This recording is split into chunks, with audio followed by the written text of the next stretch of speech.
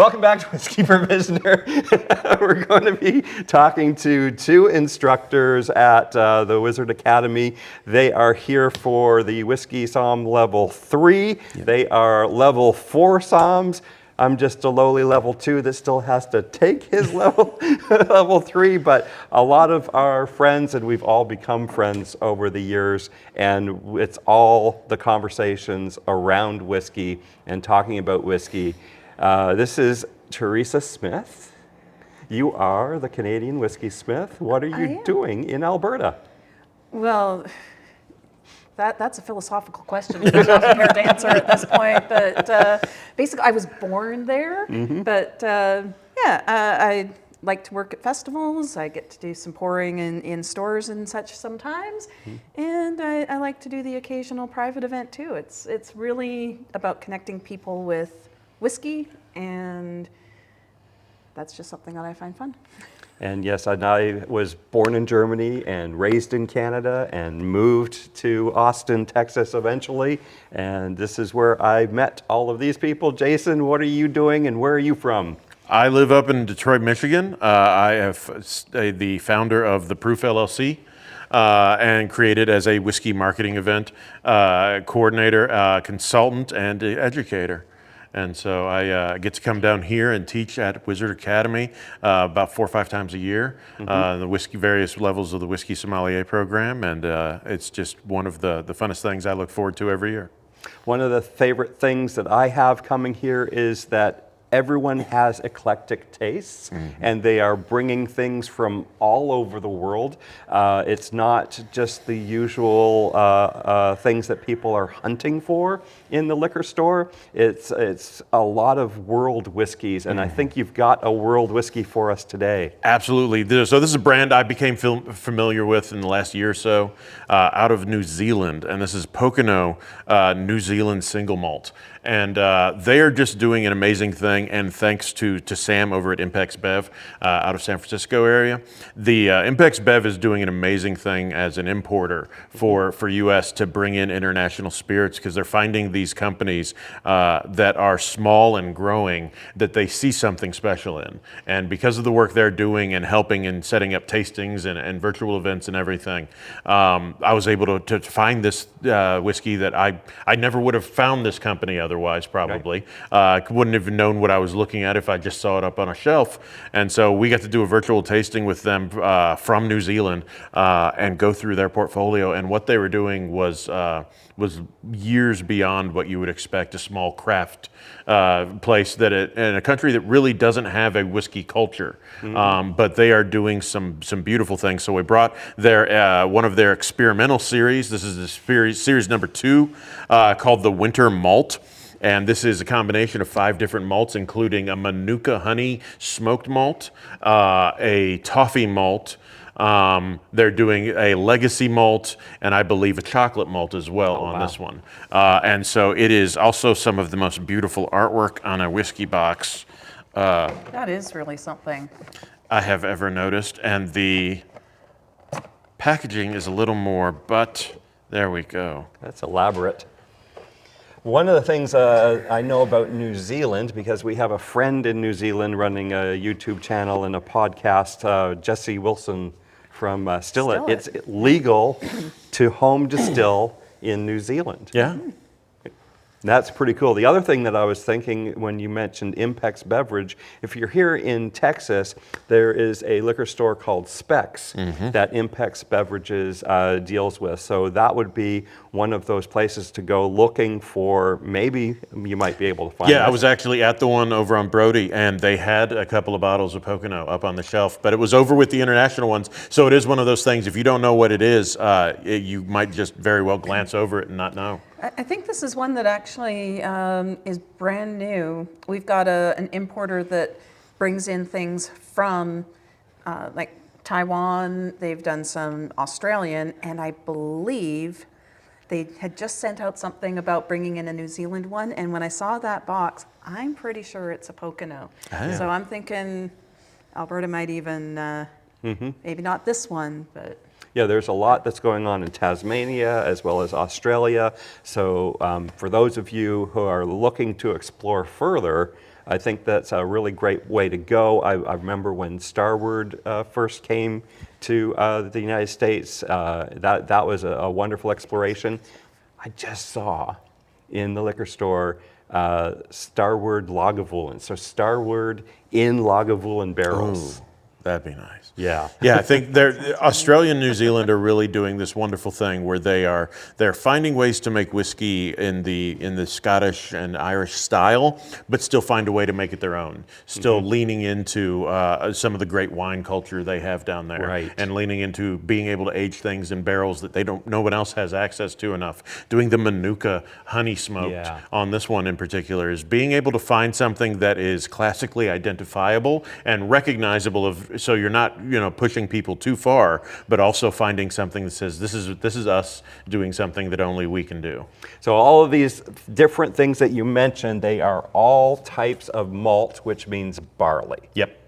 So the Manuka smoked malt is they're taking and they're smoking the malt with the Manuka. Like, With the Manuka honey. Yeah, what do you? I don't know. Yeah, I don't know if it's honey? while it's still in the honeycomb, Yeah. or they're adding it to something else. You just said a bunch of words. But yes, it's just amazing. It's like, okay, well, that sounds interesting. And then of course the psychosomatic thing of as soon as you pour that and this is honey smoked, and the first thing that you go into it is going to be, oh, I smell smoked honey. Have you tried this before? Because this is I have tried it once. It's been about probably 8 or 9 months since I got to do the virtual tasting with them, and immediately after that, I went out to hunting to find a bottle of this because it was so popular the night of the actual tasting. Wow. Wow. Well, let's crack her open. Say that, Yeah. you got me sold. Now, this is one of the reasons why I don't like doing blinds. I know you and Peter Schumacher like to test each other with bringing out blind whiskeys out of the whiskey vault and just putting it on the table and trying to dissect it. I would have no idea how to dissect this. Like, what are your expectations? What are you expecting from all of those word salads that were written on? Well, I think, I actually do enjoy trying things blind because it takes the expectation out of things, right? It's a great way to sort of challenge, maybe, challenge the marketers a bit because, like you said, word salad. You can put a lot of things on a box. You can put a lot of things on a label. How meaningful is it? So I actually don't mind trying it blind because then I get to make up my own mind and holy... Sorry, I just took... I would head towards That Irish. is beautiful. It's It got has a light fruity note to it, but there's also these dark chocolates, dark toffees, dark honeys. It's just rich. Like it has an aroma of something that is thick. With 3 C's. Yes. Yeah. Oh goodness. That's a reference to a bottle I picked up off of the shelf that I was like, what is this? Tiger Thick? And apparently it's some wrestler cross promotion. It's 80%, was it 80% bourbon and 10 or 20% single malt, Japanese malt? Yeah, it was a weird one. But that's, wow, this is very much like an Irish pot still type of vibe for me. You know, a little bit of floral, like fruity floral notes, like an orchard. And I don't know, like you said, the psychosomatic honey. Like, Ooh, and that smoke is not on the nose.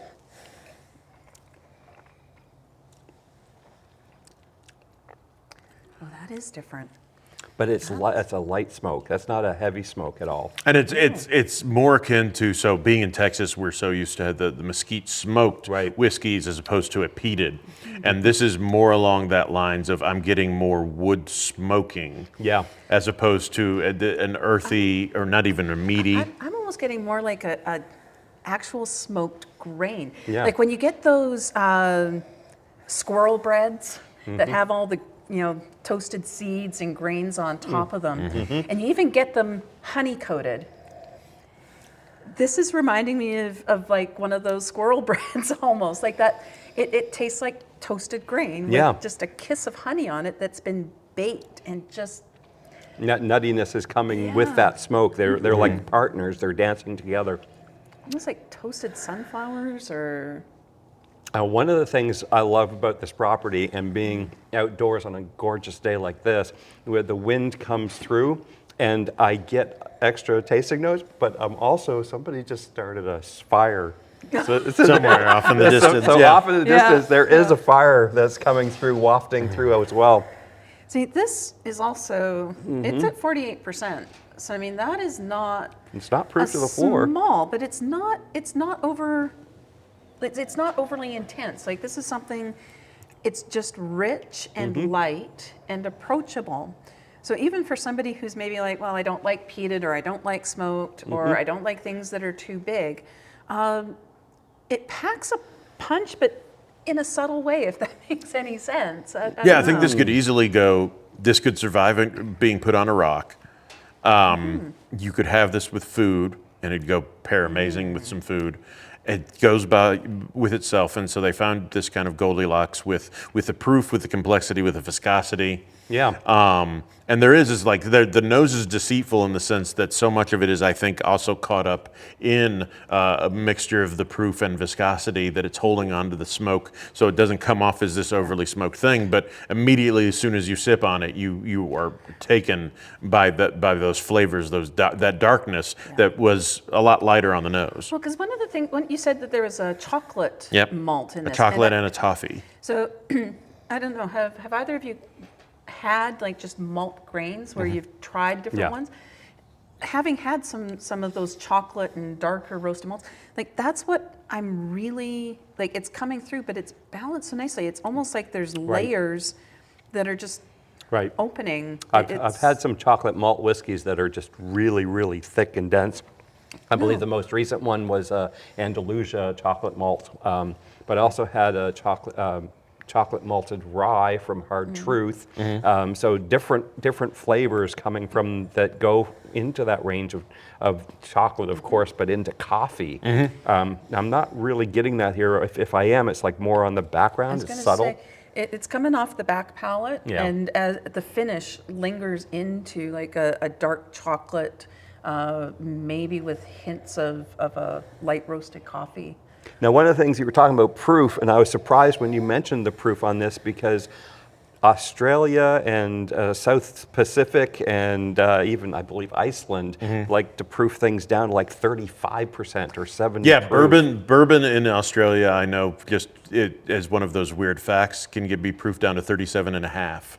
And that's why Jim Beam actually, when they send, I don't know if the other ones will as well, but you can't bottle it in the United States at that low. Yeah. So they take it over in totes and bottle it overseas, because that allows them to get around those rules. I heard the same thing with Jack Daniels, that they have their own bottling in Australia for that to happen. And international sales is something that a lot of people look forward to, because you start off a brand and it's like you go to your local grocery stores and you try and get into your local liquor stores, and then from there, from your city, you try to get into your state, and then wow, we really need to ramp things up to get national. And there's so many different rules from state to state. It's so hard to get into some states that people will go to places like the LCBO in Ontario is a large importer because they do the entire province. Total Wine is another one that has multiple states under their umbrella. So getting into Total Wine is one way. Now the shipping is like, how can I get into like 48 states with a shipping solution? So this is where things become. Like we had this conversation about Glendronach being bought by Brown-Forman, and that was the entire premise: is how do we get to the rest of the world? And the non-chill filter statement fell off of their bottles, and there was a large community sigh of terror. It's like they're going to ruin my good whiskey. So this proof thing can really mess things up, and because at 40% you can get to 80% of the world. If you have the infrastructure. Well, I think it says something for the brand too, that they are willing, because water's cheaper than alcohol, right? If you proof that down even 1 or 2 more %, 46 is not an uncommon bottling proof. 48 is A decision. is a decision, right?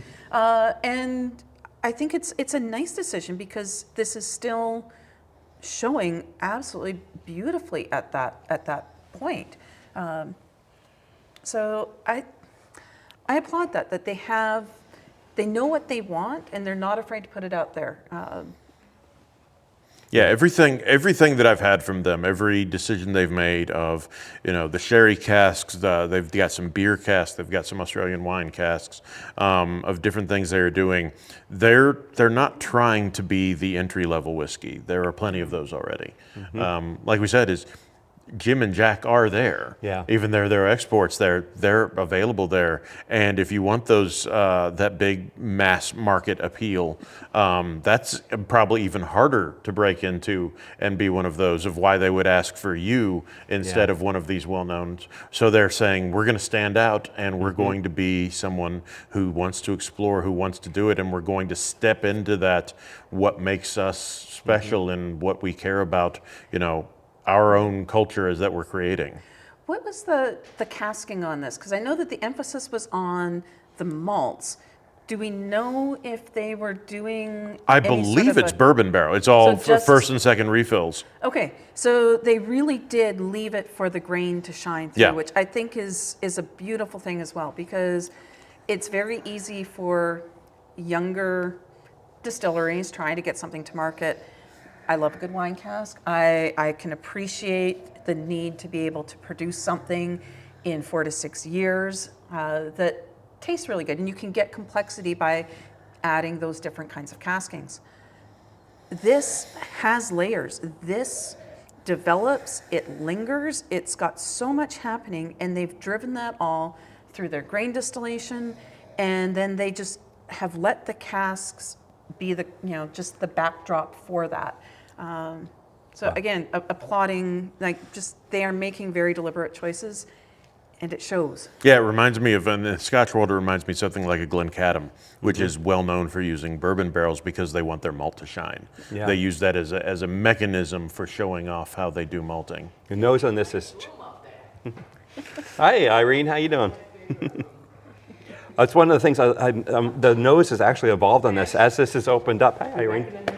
As this opened up, I'm getting more like vanilla custard type of notes. The fruit has sort of diminished. It was very like Irish apple Did you read pear. the tasting notes on the label, or did you? No, not at all. You did. So after we, I Yeah. didn't, not till after we started tasting, but vanilla bean is one of their tasting notes. Wow. And then that it finishes into the dark cocoa and the coffee that we've already talked about, but then a creamy chocolate fudge. Yeah. And that's why I'm like, did you cheat? After saying, oh, I don't want to go in blind. And I'm like, I want to know. I'm like, well, did you read the label, or you actually see? Yeah. You might appreciate blind more than you think. Yeah, I still would go Irish on this. I would honestly, going in blind, I would have the wrong continent, the wrong island, the wrong territory region. I think there was a recent Whiskey Vault episode, and Daniel was actually talking about, I think it was with Advent Calendar, talking about trying not to make up your mind too quickly. Just let the whiskey be what the whiskey is going to be, and don't try to let it lead. Try to let it not lead you in a specific direction. Don't try to make a decision about, well, where do I think this country of origin is? What do I think No, just enjoy it for what it is, and see what comes from that. And you know what? You're pulling on all the palate, on the palate. Like my whole Irish thing was like dissolve because the palate isn't Irish. It's too smoky. Like most of my Irish references for anything smoke is like Connemara, and I believe that's a cask finish that's getting in the smoke. Is that Well, the Connemara also reminds me. I've given the note that Connemara reminds me of walking down the mulch section of a Lowe's in summer, and it's because they when they go into the tails where they typically don't go for Irish, in order to pick up that smoke, you're picking up these dark, earthier flavors that normally you're not getting in the Irish, and so it's a completely different kind of smoke, Right. Than you're used to, especially if you're coming at it from Scotch, Yeah. to where it's both a woody smoke, but also a deep, earthy. It always reminds me of being a little bit more on the floral side. Yeah. Closer to like a Highland Scotch versus a seaside or Islay influenced Right. Scotch. Wow. This is completely different. This is its whole own thing, which I And love. this is virtual travel, essentially. We can sit in one spot. We can have a tasting of something from New Zealand. We can have conversations around a table and learn new things about each other and about the whiskey. And I'm really glad that you guys joined us today because we've got more whiskey to try. Absolutely. So thank you, Whiskey Provisioner. We've got the Canadian Whiskey Smith, Theresa Smith, here today, and Jason Sowder. Follow them on all the social medias because they're great people and great resources inside of many different whiskey communities. And we love you all. Thank you. Thank you. Cheers. Cheers. Cheers.